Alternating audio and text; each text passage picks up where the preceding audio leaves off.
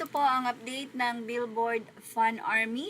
The final round of the Billboard Fun Army Face-Off 2026 between SB 1918 and Harry Styles Harris closed on August 21, 2026 at 12 p.m. ET, and official final results are pending announcement by Billboard.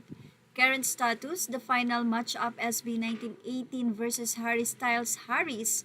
Previous records: SB 1918 won 3 consecutive titles 2023 to 2025, trying the all-time consecutive records held by Tiara's Queen. A victory in 2026 would mask a history fourth straight win.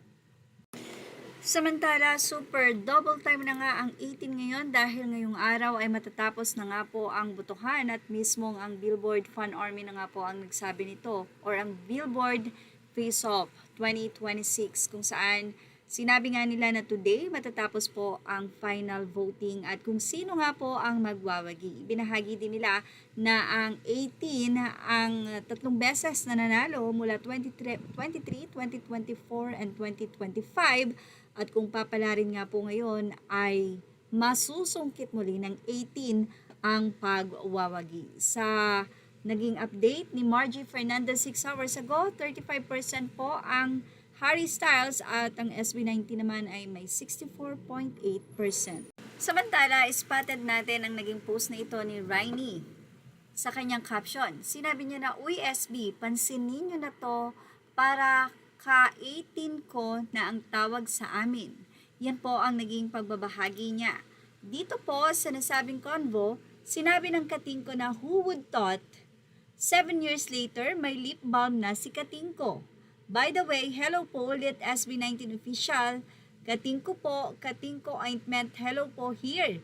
Yan po ang naging reply ng SB19.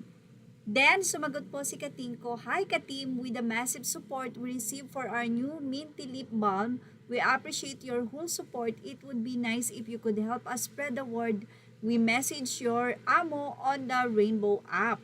So, hi Ninang Katingko 18 manifesting. Practice na kami. Welcome to the zone na next. Hahaha, sana mapansin din nila kami. Pero mukhang napansin na po sila ng SB19, kaya naman may inaasahan ba tayo na bagong endorsement ng SB19? Walang iba kundi ang Katingko, at ang Katingko ay mayroon na nga pong strawberry balm na balm. Wow! Anyway, antayin na lang po natin ang mga susunod na hakbang ng Katingko dahil busy pa ang OVP, busy pa ang Onesie Entertainment. Mukhang pinaghahandaan na nga po ito ng company. Well,